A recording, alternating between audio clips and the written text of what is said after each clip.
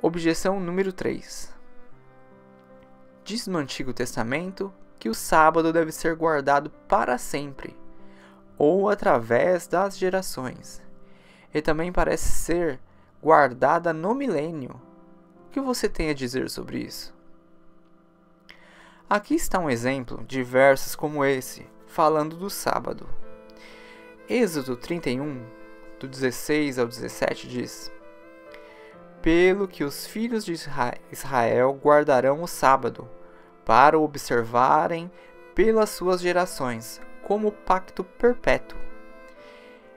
É um sinal perpétuo entre mim e os filhos de Israel, pois em 6 dias fez Jeová o céu e a terra, e ao 7º dia descansou e achou refrigério.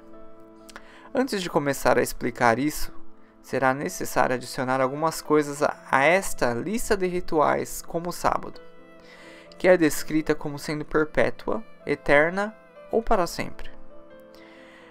Essas palavras para sempre, eterna ou perpétua, estão todas usando a palavra no hebraico olam.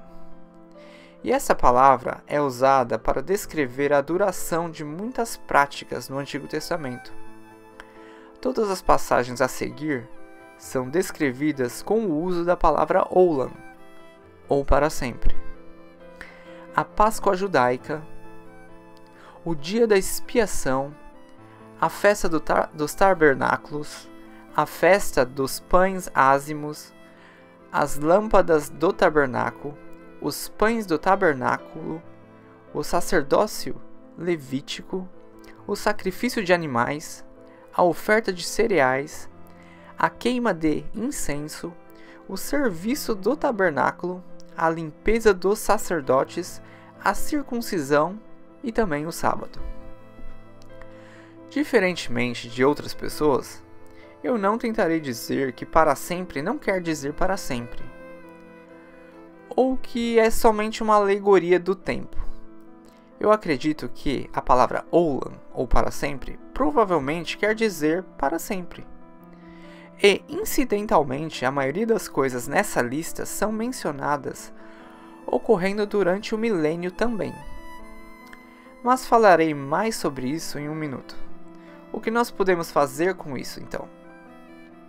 E sobre o guardar das festas, que claramente diz para sempre. Um exemplo, Êxodo 12, 17, que diz: Guardai, pois, a festa dos pães ázimos, porque naquele mesmo dia tirei vossos exércitos da terra do Egito. Pelo que guardareis a este dia nas vossas gerações, por estatuto perpétuo.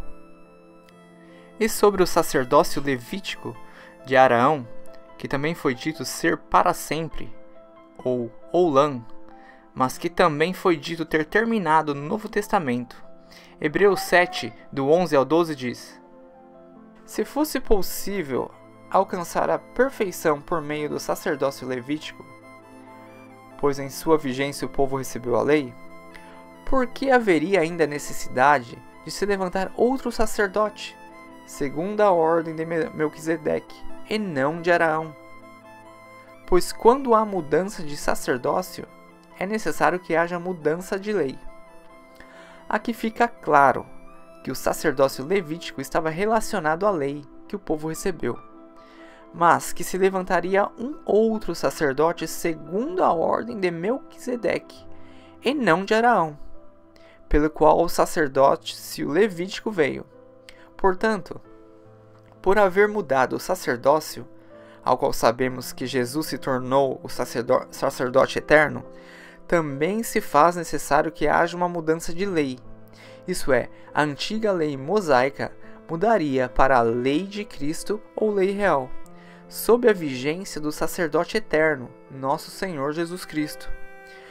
Nós podemos checar cada um dessa lista e mostrar que coisas como sacrifício de animais e as várias festas são descrevidas com a palavra olam, ou para sempre, exatamente como o sábado, e que são explicitamente ditas não necessárias na nova aliança.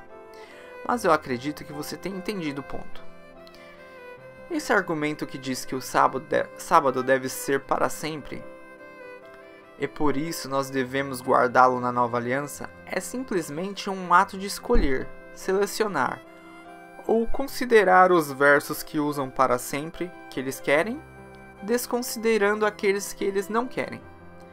Sem contar que até esse ponto da apresentação, você pode ter um senso de quantos versos da Bíblia você teria que desconsiderar para acreditar que guardar a lei mosaica e os seus rituais são necessários na nova aliança. Em outras palavras, as Escrituras são claras de que a lei de Moisés e todas as suas ordenanças, como as festas, têm sido cumpridas na nova aliança. Então, novamente, como nós devemos entender esses para sempre ou olam em consideração com esses rituais? Estou eu dizendo que isso é uma contradição nas Escrituras? Eu penso que esses para sempre estão em algum sentido se referindo ao milênio, ao qual parece haver uma reinstituição de muitos dos rituais do Antigo Testamento, mas ainda eles não são mencionados em um sentido salvífico, mas em um sentido memorial, com um propósito de adoração.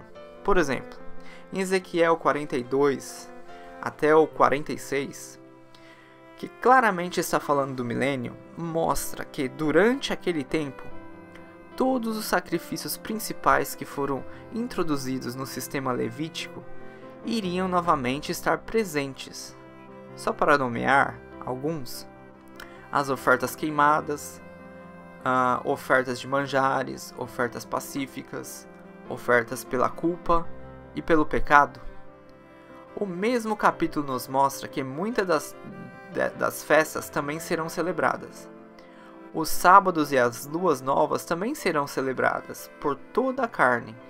Isaías 66, 23 diz: de uma lua nova a outra e de um sábado a outro, toda a humanidade virá e se inclinará diante de mim, diz o Senhor. Então, o que nós devemos fazer com todas essas coisas?